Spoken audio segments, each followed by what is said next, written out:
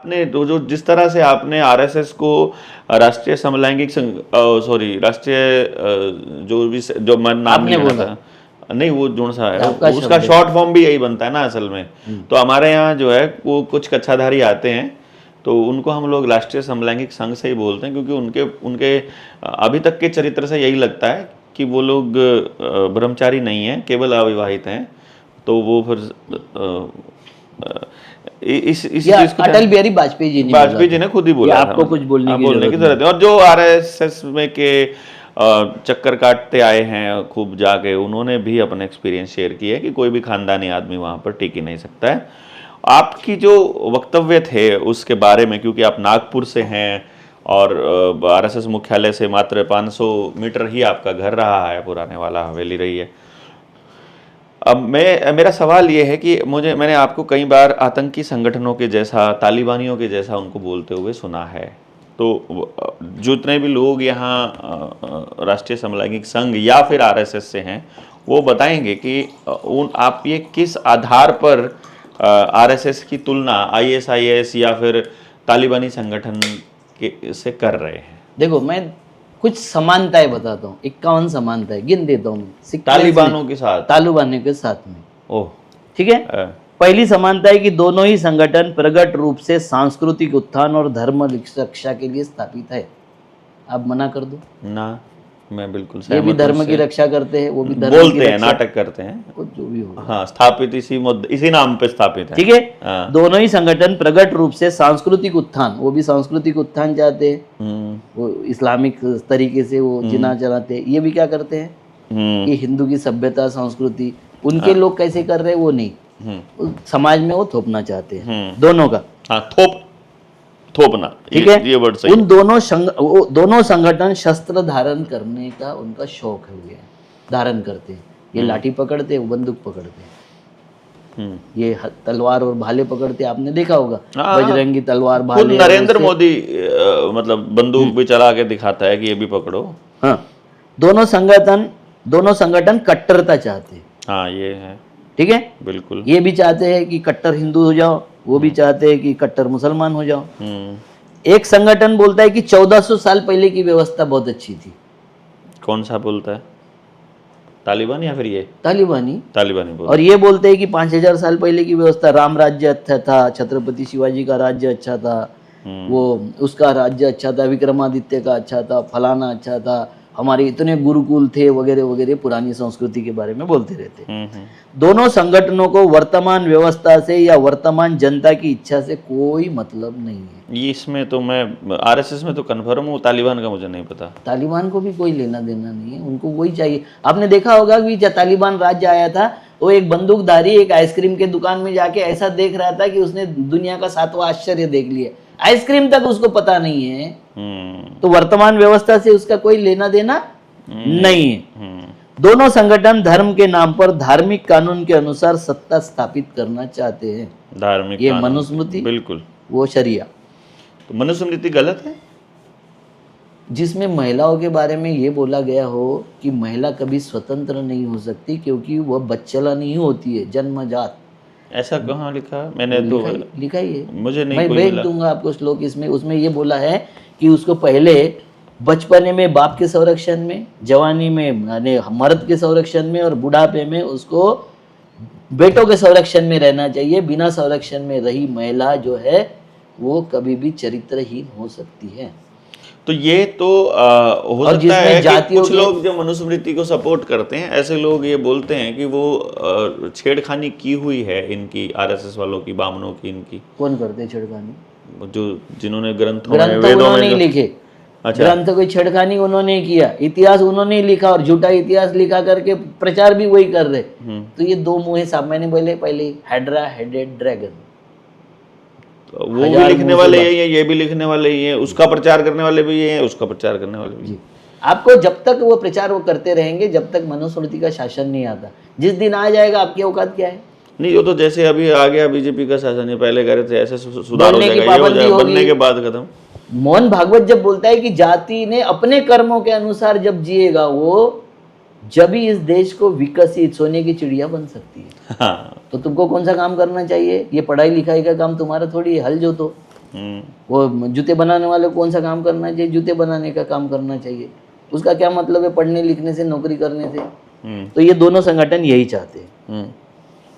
ठीक है। सातवां है, दुनिया के सारे वर्तमान धर्म पुरुष सत्तात्मक होने के कारण सब सत्ता पुरुषों के अधीन करना चाहते हैं। सारे धर्म या ये दोनों? सारे धर्म पुरुष सत्ता की है, मातृसत्ता कोई धर्म टिकने ही नहीं दिया इन्होंने। जबकि हमारा देश मातृसत्ताक था। गंगेय, राधेय, कौंतेय ये मातृ के नाम से पहचाने जाते थे। हमारी सत्ता ही ऐसी थी, मातृसत्ता थी। माता नैऋत्य जो थी वो किसान, हमारे देश की पहली रानी थी। वो सिंधु संस्कृति की पहली रानी थी, वो किसान रानी थी। और हमारे हर जगह मातृसत्ताक पद्धति होती थी, क्योंकि उसके पुनर्निर्माण के काम को हमने नमन किया था, उसके सामने हम झुक गए थे। ओके। दोनों ही वर्तमान शिक्षा व्यवस्था से चिढ़ करते हैं। वर्तमान की जो आधुनिक शिक्षा है, साइंस टेक्नोलॉजी वाली, दोनों चिढ़ते हैं। दोनों कौन सी शिक्षा? कोई बोलता है संस्कृत में ले लो, कोई बोलता है अरबी में ले लो, कोई बोलता है और किसी भाषा में ले लो। वर्तमान में जो चल रहा है शिक्षा, साइंस टेक्नोलॉजी, मतलब कुछ और लेके देना चाह रहे हैं वो आपको। हाँ? जो आपको चाहिए उससे कुछ और देना चाह रहे हैं दोनों के दोनों। हाँ, ठीक है। वर्तमान से शिक्षा नीति से चिढ़े। दोनों ने शिक्षा संस्थानों को तबाह कर धर्म ग्रंथ आधारित शिक्षा पर काम किया है। अभी आपने बताया ये था। बिल्कुल ठीक है। ठीक है, ये मैं ठीक है। शिक्षा संस्थानों को बिल्कुल प्लानिंग के साथ जो संघी हैं वो वाइस चांसलर और मुख्याध्यापक, जिला सिलेबस वो ला रहे, वो सिलेबस कचरा लेके आ रहे हैं। ठीक है। दोनों संगठन महिलाओं की शिक्षा के विरोध में हैं। भारत के संगठन की इस मुद्दे पर गोलमाल नीति है। मतलब आरएसएस की थोड़ी गोलमाल नीति है कि आपकी महिलाएं नहीं पढ़ना चाहिए, उनकी महिलाएं पढ़ के बाहर चले जाए, तो ये गोलमाल नीति है। सही है कि नहीं है? नहीं हो तो अभी बोल देना कि गलत बोल रहे हो। दोनों संगठन महिलाओं को सिर्फ बच्चा पैदा करने की मशीन समझते हैं। ये तो खुद मोहन भागवत भी बोल चुका है अभी फिलहाल। तो वही बोलते हैं ना, तालिबानी क्या बोलते हैं। ठीक है। दूसरा है, उसके बाद का है, दोनों संगठन आज्ञाधारी समाज बनाना चाहते हैं। हाँ, है? आज्ञाकारी। हाँ, आज्ञाधारी आज्ञाकारी समाज बनाना चाहते हैं। सही जो है बोल दिया गलत? चुपचाप कर लो बस। सही है या हाँ, गलत? बिल्कुल सही है। आप सही बोलते जाओ, नहीं तो मुझे लगेगा कि मैं ये गलत होगा। बोलो पॉइंट नंबर कितना गलत लगा आपको अभी तक का? दोनों संगठनों के लोग अपने विरोध की कोई आवाज सुनना और देखना नहीं चाहते। हाँ, विरोध को तो बिल्कुल नेस्तनाबूत। अभी हमको भी कमेंट आते हैं, तुम इनके विरोध में मत बोलो, तुम्हें ये खत्म कर देंगे, तुमको मार डालेंगे, ऐसा करके। ठीक है। तो हम वो है हम, ये जो राख से पैदा हो जाते हैं वो लोग हैं, है ना। हम मर जाए, मरना तो सबको है, मगर हम लड़के मरना चाहते, एक ही बार मरेंगे। डर के मरेंगे तो रोज मरेंगे। तो हम रोज नहीं मरना चाहते, एक बार लड़के मरना चाहते। कोई बात नहीं। दोनों संगठन अपने विचारों से अलग विचार रखने वाले को देशद्रोही बताते हैं। ये तो है भाजी, हमारे वाले तो बताते हैं, उनका हमको पता नहीं। वो भी बताते हैं। दोनों संगठन सत्ता के शीर्ष पर बैठे व्यक्ति को देश और विचारों को राष्ट्रीय विचार मानते हैं। हाँ, ऊपर जो बैठा है उसको वही देश है। मोदी विरोधी को भारत विरोधी बोल देंगे, देशद्रोही। हाँ, हरामी। अफगानिस्तान में यही है, यही बोलेंगे। देखो आरएसएस वाले तो इसमें हरामी है। दोनों संगठन धर्म और राष्ट्र बचाने के नाम पर हिंसा करते हैं। बिल्कुल सहमत। समाज की मत भिन्नता दोनों को मंजूर नहीं है। बिल्कुल मंजूर। लोकेच्छा मतलब लोगों की इच्छा और लोकतंत्र के द्वारा चलने वाली सरकारों का विरोध मूल स्वभाव है। मूल स्वभाव है। ठीक है, बिल्कुल सही है। दोनों के शासन में अल्पसंख्यक समाज को मानव का दर्जा नहीं होता। नहीं होता, बिल्कुल। दोनों के शासन में एक व्यक्ति मतलब शासक का हुक्म सर्वोपरि माना जाता है। बिल्कुल। उसने बोल दिया, बाबा वाक्य प्रमाणम। दोनों संगठन जनता क्या खाए और क्या न खाए यह तय करने का अधिकार चाहती है। हाँ, क्या पहनोगे, क्या खाओगे। ठीक है। दोनों संगठन जनता के ड्रेस कोड तय करते हैं, अर्थात कौन क्या पहनेगा और क्या नहीं पहन सकता यह तय करने का अधिकार चाहते हैं। ठीक है। दोनों संगठनों को व्यक्तिगत स्वतंत्रता से परहेज है। इंडिपेंडेंट, आपको आजादी का परहेज है, भीड़ में चलना है आपको सब। बिल्कुल, जैसे वो जैसा उन्होंने बोला वो वैसे। 24 महिला स्वतंत्रता दोनों संगठन नहीं चाहते, महिलाओं को आजादी लायक भी नहीं मानते। वो तो पीछे हो गया वैसे। हाँ, दोनों ही संगठनों का विचार है कि महिलाओं को स्वतंत्रता देने से परिवार, धर्म और देश की हानि होती है। हम्म, परिवार, देश और धर्म दोनों की हानि होती है अगर आजादी दे दिया महिलाओं को तो। लेकिन ये महिलाओं को जो आज़ादी देने की बात है, सिर्फ आपकी और हमारी महिलाओं की बात हो रही है। इनकी महिलाओं तो मुसलमानों के यहाँ भी ब्याही जाएंगी, वो तो विदेश भी पढ़ेंगी। भाई हम अपनी बात बोल रहे हैं यार, समानता हम अपनी बोल रहे हैं। ठीक है, नहीं उनके लिए भी महिलाएं शुद्र ही है। वो अभी महिलाएं उनसे लड़के मनवा लेती है अलग बात है, नहीं तो शुद्र तो महिला भी है उनके लिए। ठीक है, महिलाओं को कोई बुद्धि नहीं होती, कोई सोच भी नहीं होती, यहाँ दोनों की धारणा है। दोनों ये चीज मान गए थे, एक स्वर में बोलते हैं। मुसलमान भी बोलते हैं कि महिलाओं का आधी बुद्धि का है, और ये तो बोलते बुद्धि नहीं है। अच्छा, महिला ने कितने बच्चे पैदा करना चाहिए, यह बात दोनों संगठन स्वयं तय करना चाहते हैं कि किसने 10 बच्चे करना चाहिए, किसने 3 बच्चे लेकिन करना इनके वालों में गड़बड़ हो जाते हैं। एक जना कहता है 10 होने चाहिए, एक कह रहा है 3 होने चाहिए। ठीक है, लेकिन तो बता रहे हैं वो। क्योंकि उन्होंने एक भी नहीं किया, वो बैकलॉग भरना चाहते। ठीक है, दोनों की मंशा दुनिया में उनके धर्म का प्रचार प्रसार करना, यही दिखाने की होती है। कोई शक ना, कोई शक नहीं। दोनों का छिपा एजेंडा अपने सुप्रीमो के लिए निर्विरोध सत्ता का निर्माण है। बिल्कुल है।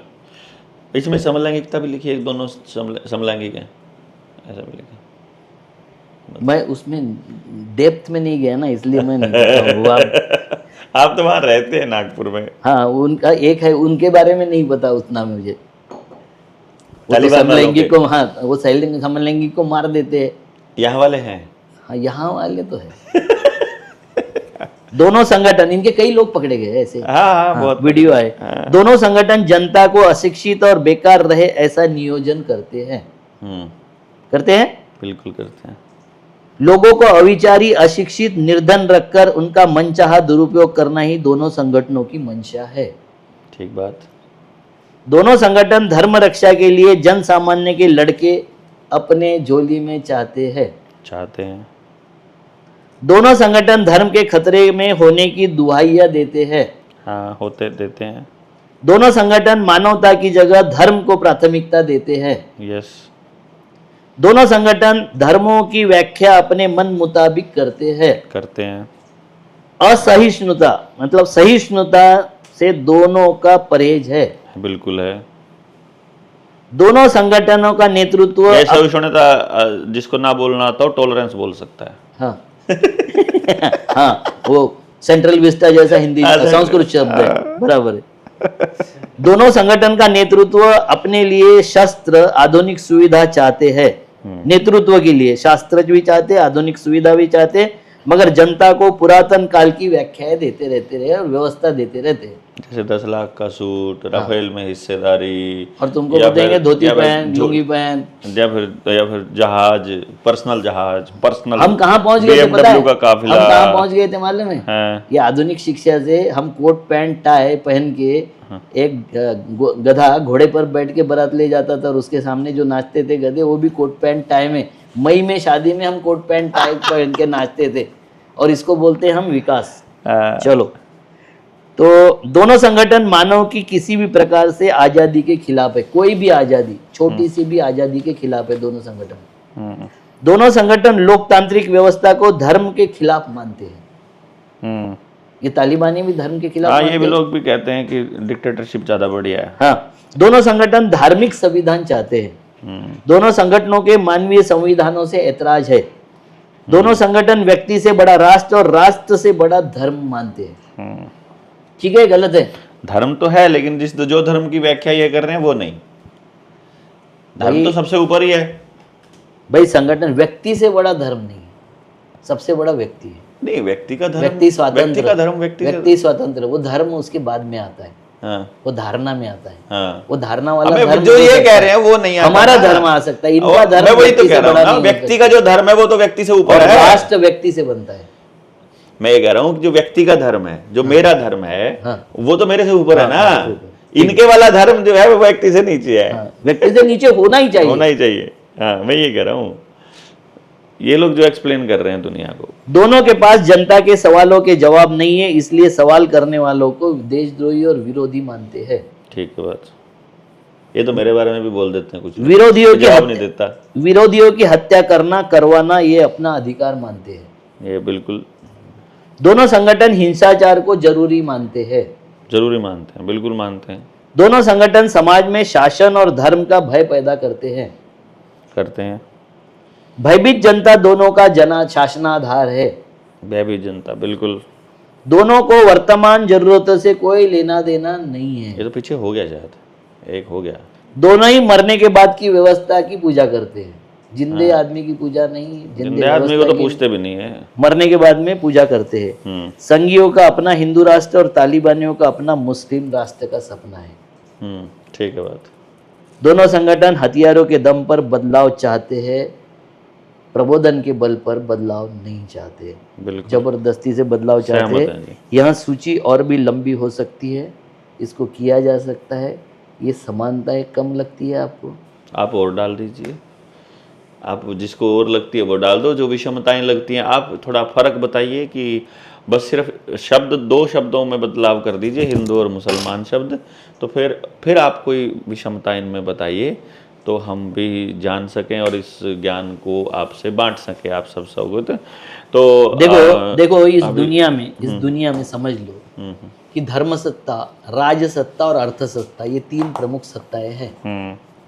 जिन देशों ने धर्म सत्ता को राज सत्ता और अर्थ सत्ता से बाहर किया, जैसे ईसाई धर्म ने वैटिकन सिटी 4 किलोमीटर में बसा के बोल दिया कि तेरी धर्म सत्ता यहाँ तक है, तू हमको इंस्ट्रक्शन दे सकता है, दखल नहीं दे सकता। वो देश सारे के सारे विकसित देश है। आज के टाइम पर अपने आप को कहते हैं विकसित देश है ना, उनके पास में सारी फैसिलिटी है। जिन्होंने धर्म सत्ता को सबसे ऊपर रखा, बाद में राज सत्ता और बाद में अर्थ सत्ता रखा, अविकसित देश है। सारे देश में मारकाट चल रही है। हमारा देश सौभाग्य से धर्म को अलग रखता था, राजनीति अर्थ को अलग रखता था। अब हमने मिला दिया है, तो हम विकसनशील का दर्जा खोकर अविकसित की तरफ अब तो गरीब देश में आ गए हैं। हाँ। भूटान, नेपाल, बांग्लादेश से हमारे बहुत सारे फिगर्स उसके नीचे गिर चुके हैं, उनसे नीचे गिर चुके हैं। और वाकई में इंडेक्स जो है वो सारे सत्यानाश की तरफ इशारा कर रहे हैं। आप लोगों को अगर ये इन आतंकियों की भाषा, इन लोगों की आतंकियों की इस खेल, अगले बार जब मिलूंगा तो मैं आपको ये बताऊंगा कि आतंकी पैदा करने की प्रोसेस क्या होती है। उसके भी करीबन 30 स्टेप मेरे पास में, वो आगे बताऊंगा। जो आरएसएस करती है ये काम, ये तो सारे आतंकी संगठन करते हैं, सारे आतंकी, मोसाद, इसाद। आपको एक और काम करना पड़ेगा। अभी हम लोग 5 नवंबर से 12 नवंबर तक हम लोग एक वो क्या नाम ट्रेनिंग प्रोग्राम कर रहे हैं, जो गाँव में जा कर के लोगों से बातचीत करने के लिए। तो वो पूरा 6 दिन आपको निकालने पड़ेंगे। सवालों के जवाब भी होंगे, बहुत सारी बातें होंगी और बड़े सारे। मैं शिविर में बैठता हूँ तो मैं ये बोलता हूँ कि आपके हर सवाल का जवाब देना मेरा कर्तव्य बिल्कुल, है। बिल्कुल। मैं किसी सवाल से भागता नहीं। मैं संगी नहीं हूँ, मैं तालिबानी नहीं हूँ, किसी सवाल से मैं भागता नहीं हूँ। हर सवाल का तुम्हारा समाधान होते तक जवाब देने के मेरी ड्यूटी मैं समझता हूँ। तो मैं एक चीज और समझ रहा हूँ भाई, जिन लोगों को लोकतांत्रिक व्यवस्था में भरोसा है और जो लोग अपना संघपना छोड़कर भगवान समझना होगा, ईश्वर समझना होगा, कुछ भी समझना होगा। राम कौन है, कृष्ण कौन है, देविया कौन है। मैंने अभी मेरे फेसबुक पेज पर डाला कि देविया कौन है, हमारे क्या संबंध है देवियों से। हाँ, तो जिस भाई को विचार में बात करने में तकलीफ होती है और जिसका विचार परमानेंट हो चुका है कि वही परम सत्य है, उससे निवेदन है कि वो हमारी 7 से 12 वाली ट्रेनिंग के लिए नामांकन ना करे। और उसने कर लिया हो तो हमको मैसेज भेज दे कि आपको नहीं आना है। अदरवाइज यदि आप ओपन है चर्चा के लिए, आप मानिए या ना मानिए वो आपके ऊपर है बिल्कुल, लेकिन यहाँ बात कम से कम सुनी जाए और कही जाए। आप अपनी पूरी बात कह सकते हैं, कोई दिक्कत नहीं है। जहाँ कॉन्ट्रडिक्शन भी होगा, यहाँ कोई चीज थोपी नहीं जा रही है, यहाँ चर्चा को आपके बीच में डाला जा रहा है। नकारने का पूरा अधिकार है, बिल्कुल अधिकार के साथ आपको आना है। तो इसलिए जिस भी भाई को इन पूरी चर्चाओं के अंदर कुछ भी ऐसा लगा हो वो कमेंट में भी लिख सकते हैं, और हम अगली चर्चा में अविनाश काकड़े जी से इस बारे में पूरी डिटेल में चर्चा करेंगे और सब कुछ आपके बीच में रखेंगे, क्योंकि ऐसे जो व्यक्ति समाज हित में आपको नहीं लगते हैं वो हम अपने प्लेटफॉर्म पर दिखाते ही नहीं हैं। हमें लगे कि भाई हमें इन काकड़े जी के एक्सपीरियंस को शेयर करना चाहिए और सबके साथ, इसलिए हमने ये रखा। आपके इसमें क्या विचार है ये आपको बताना पड़ेगा, और आपको कौन से वाले विचार ऐसे लगे जिनका जवाब हमें इनसे लेना होगा भविष्य में। तो आप सब साथियों से गुजारिश रहेगी कि आप सब लोग जो भी 300 की 500 की ट्रेनिंग में आना चाह रहे हैं, हमारी अगली ट्रेनिंग जो हो रही है वो यूपी में और मध्य प्रदेश में हो रही है और झारखंड में हो रही है, छत्तीसगढ़ और झारखंड में। तो 12, 13, 14 को हमारी यूपी लखीमपुर में हो रही है, और 25, 26 को झारखंड में, और फिर 27, 28, 29 को। तो ऐसा करके हमारी टोटल 50 ट्रेनिंग, 29, 30, 31 छत्तीसगढ़। तो भाई इस तरह से ये कॉन्टिन्यूस प्रोसेस अपनी रहेगी। तो 51 रुपये का दान, मतलब 51 ट्रेनिंग हो जाएंगी अपनी। तो इस हिसाब से अपन फिर 7 से 12 वाली ट्रेनिंग मुझे लगता है फिर थोड़ा 8-10 दिन छोड़ के करनी पड़ेगी। तो डेट ये लगभग ये रहेगी, लेकिन नवंबर में होगी ये तय है। तो आप सब साथी शेयर कीजिए, लोगों तक पहुंचाइए जितना आपको लगे, और इसके लिए तैयार रहिए। आप हमारे ऑफिस में भी आए, स्टूडियो में भी आए, आपके लिए इसके लिए बहुत बहुत धन्यवाद। जय हिंद, जय भारत, नमस्ते।